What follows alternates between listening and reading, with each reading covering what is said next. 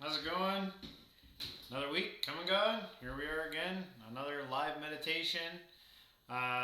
It's been a pretty good time for me this week. I have some vacation time, so I've been able to relax a bit, catch up on some things that need to be done. Took the car in, got it fixed today. I had a leak in my transmission line, but I'm keeping to my promises. I'm doing these meditations. I'm gonna do definitely follow through on my 8 that I said, but probably anticipating more in the future.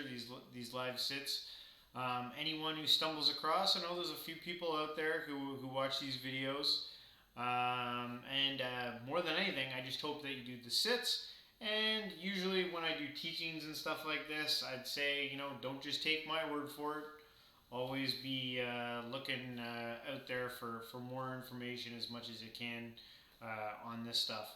But what I have for tonight is just really kind of a refresher on one thing and a new technique that I can pass on. This is very good for people who are new to meditation or have been doing it for a few years. I've heard of this technique before. I've tried it a few times, but lately I've been really implementing it, and I feel like it's working. Um, but let me just bring one little refresher. I got some notes here, so if you see me look down, just because I'm kind of looking at my notes here. Um, it's really important when you're meditating to get yourself into a comfortable position that you're not going to be moving around a ton. Really, you don't want to be fidgeting at all. You want to be bringing your focus and all your attention right into the present moment. Um, and that's even with the way that you sit. So, if you're sitting in a chair or on a couch, even if you're laying down, when you first start, just bring all your attention to your body. Um, and then as you get comfortable with your body, bring your attention to your breathing. And you don't need to force anything. Just focus on your breathing as it's rising and as it's falling. Feel your belly expand, not just like a very shallow breath, but like a somewhat deep breath that you feel your belly rise and you feel your belly fall. Um, and what you can do now, this is a kind of a neat little tip that I picked up this week because I'm constantly watching like videos and reading books and stuff on spirituality and meditation and techniques and stuff like that. And this was just such a simple technique, but you'll find that even when you're just using your breath as your anchor and focusing on your breathing, that it's still easy, even in between the breaths, for thoughts to come. And I have like a very, excited mind. It'd be cool if we could all see how other's minds work. But I just, I have a really crazy monkey mind, they call it, where I just have thoughts constantly coming in. But this little technique has helped me is that as I'm breathing in and out, and I can feel my belly rising and falling. You can if you take your hands like this and just put them on your belly, as you're breathing in. I don't normally do that. You can do that. I still keep my hands really seated in my lap like this kind of. But you can put your hands like this on your belly, and as you breathe in, and feel your belly expanding, you can just be saying rising, rising, rising. And as the belly falls, just falling, falling, falling. And I picked that up. I was watching this YouTube video by this girl. Her website's on YouTube. It's called Pick Up Limes. She mostly focuses, I think, on like vegetarian diets and stuff like that. But I found this meditation thing that she did, and it was really good for beginners. So you could check that out if you wanted. But yeah, just focus on your breathing. As you're breathing in, just do the rising, rising, rising, and as it's out, and your belly falls, falling, falling, falling. Which brings me into the main technique that I want to talk about, which I've heard in a couple or few places. It's called the labeling technique. And this can really help keep you grounded in the present. So as you're doing all that breathing stuff, even with all that going on, the rising, rising, falling, falling, you're all anchored up, you're still going to have thoughts that come into your head. You're going to get attached to sensations. You might get an itch. You might hear a noise. Funny smell might come in the room or something like that. And you'll get pulled away from the present moment by those things. But what you can do is when that happens, you can label that thing that's happening. So if you smell something, you could just label it as smell. Savor it for kind of like a second, the sensation.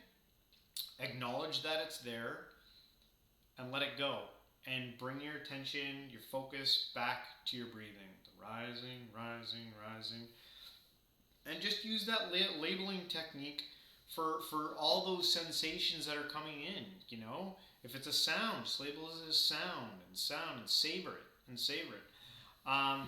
But where this kind of can get complex is if you're uncomfortable. You know, say your leg's falling asleep, you sat away that you probably shouldn't have sat, or you need to move. Remember, you're trying not to do any of that. You're just trying to stay as perfectly still as possible and as present as possible. Not judging all these sensations that are hitting you, but just acknowledging them and letting them move by you. But if you need to move, if you need to, like, say a hair drops and it's like itching your nose and it's driving you insane, you can move that hair, but even be intentional about that, and that's the word you want to use, intentional. And so you could slowly use a few movements and acknowledge every movement that you're doing. So if you're rising your hand up, just say rising hand or hand up, you know, moving of the hair, intention, intention, intention, and slowly bring it down with every movement, everything that you do. Just bring attention to it and let it do its thing. I think that's pretty good for an opener. You know, you can take that technique. You can try that all week, all month. I recommend at least a month of trying that technique. That's what I'm doing right now. I'm trying to do like a month of that. And so far, I'm about a week in, and it's been really helpful for me. So you can always let me know what you think, or if you know other techniques, you can share it here, you know, too. I love that stuff. But anyway, I guess it's time to get into our 20-minute sit. Like always, I'll set the timer for 20 minutes. Come join me, and then after, we'll talk again. So I'll set up the music, set everything up, and we'll get going.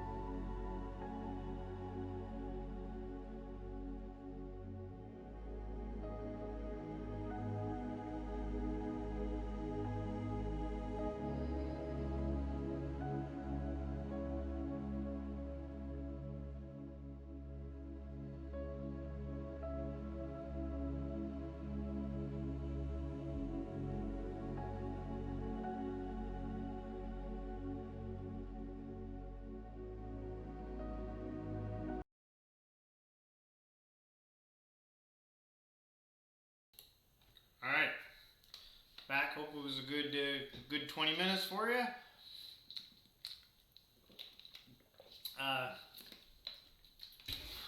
One thing I forgot to mention just before we did that, at the beginning there, I was talking about breathing through the belly. I think I need to do some more studying on breathing and the belly breathing thing, because I think there's really something there. Apparently, it's like really good for your digestive tract. It really relaxes your innards or something like that.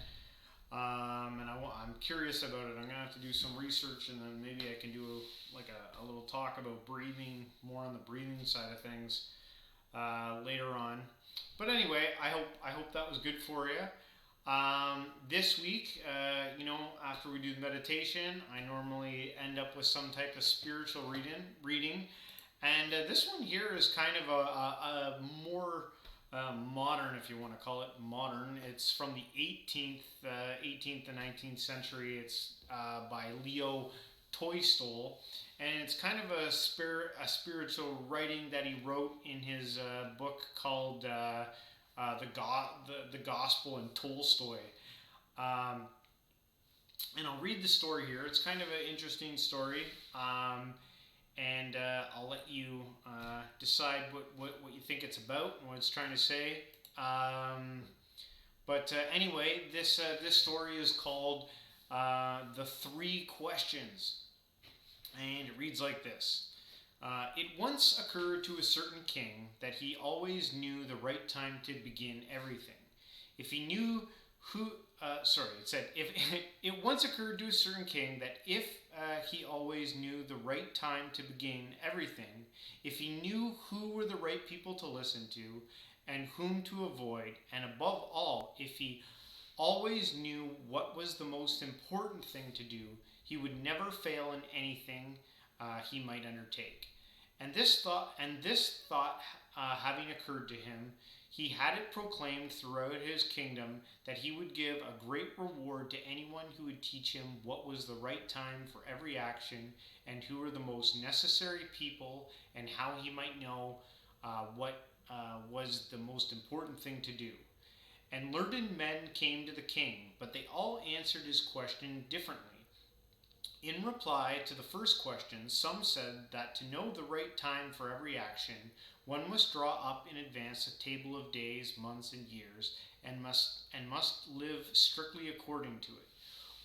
Only thus, said they, could everything be done in its proper time. Others declared that it was impossible to decide beforehand the right time for every action, but that not letting oneself be absorbed in idle pastimes, one should always attend to all that was going on, and then do what was most needful. Others again said that, however attentive the king might be to what was going on, it was impossible for one man to decide correctly the right time for every action, but that he should have a council of wise men who would help him to fix the proper time for everything. But then again others said there were some things which could not wait to be laid before a council, but about which one had at once to decide whether to undertake them or not. But in order to decide that, one must know beforehand what was going to happen. It is only magicians who can know that, and therefore, in order to know the right time for every action, one must consult magicians. Equally various were the answers to the second question. Some said the people the king most needed were his counselors, others the priests, others the doctors, while some said the warriors were the most necessary. To the third question as to what was the most important occupation, some replied that the most important thing in the world was science. Others said it was the skill in warfare, and others again that it was religious worship. All the answers being different, the king agreed with none of them, and gave the reward to none. But still wishing to find the right answers to his questions, he decided to consult a hermit, widely renowned for his wisdom. The hermit lived in a wood which he never visited, and he received none but common folk. So the king put on simple clothes, and before reaching the hermit's cell, dismounted from his horse, leaving his bodyguard behind. He went on alone. When the king approached, the hermit was digging the ground in front of his hut. Seeing the king, he greeted him and went on digging. The hermit was frail and weak, and each time he stuck his spade into the ground and turned a little earth, he breathed heavily. The king went up to him and said, "I have come to you, wise hermit, to ask you to answer 3 questions. How can I learn to do the right thing at the right time? Who are the people I most need, and to whom should I therefore pay more attention than to the rest? And what affairs are the most important and need my first attention?" The hermit listened to the king, but answered nothing. He just spat on his hand and recommenced digging. "You are tired," said the king. "Let me take the spade and work a while for you." "Thanks," said the hermit, and giving the spade to the king, he sat down on the ground. When he had dug 2 beds, the king stopped and repeated his question. The hermit again gave no answer, but rose, stretched out his hand for the spade, and said, "Now rest a while and let me work a bit." But the king did not give him the spade and continued digging. 1 hour passed and another. The sun began to sink behind the trees, and the king at last struck the spade into the ground and said, "I came to you, wise man, for an answer to my question. If you can give me none, tell me so, and I will return home." "Here comes someone running," said the hermit. "Let us see who it is." The king turned around and saw a bearded man come running out of the woods. The man held his hands pressed against his stomach, and blood was flowing from under them. When he reached the king, he fell fainting on the ground, moaning feebly. The king and the hermit unfastened the man's clothes. There was a large wound on his stomach. The king washed it as best he could and bandaged it with his handkerchief and with a towel the hermit had. But the blood would not stop flowing, and the king again and again removed the bandage soaked with warm blood, and washed and rebandaged the wound. When at last the blood ceased flowing, the man revived and asked for something to drink. The king brought fresh water and gave it to him. Meanwhile the sun had set and had become cool. So the king, with the hermit's help, carried the wounded man into the hut and laid him on the bed. Lying on the bed, the man closed his eyes and was quiet. But the king was so tired from the walk and from the work he had done that he crouched down on the threshold and also fell asleep, so soundly that he slept all through the short summer night. When he awoke in the morning, it was long before he could remember where he was, and who was the strange bearded man lying on the bed and gazing intently at him with shining eyes. "Forgive me," said the bearded man in a weak voice when he saw the king was awake and was looking at him. "I do not know you and have nothing to forgive you for," said the king. "You do not know me, but I know you. I am the enemy of yours who swore to revenge himself on you because you executed his brother and seized his property. I knew you had gone alone to see the hermit, and I was resolved to kill you on your way back. But the day passed and you did not return, and so I came out from my ambush to find you, and came upon your bodyguard, and they recognized me and wounded me.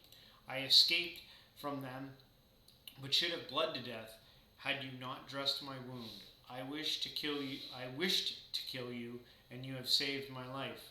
Now I live, and if you wish it, I will serve you and your most faithful slave, and will bid my sons do the same. Forgive me." The king was very glad to have made peace with the enemy so easily, and to have gained him for a friend, and not only forgiven him, but said he would send his servants and his own physician to attend to him, and promised to restore his property.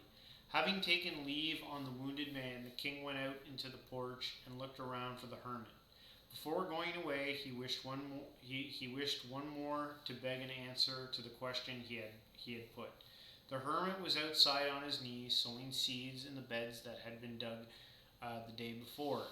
The king approached him and said, "For the last time, I pray you to answer my questions, wise man."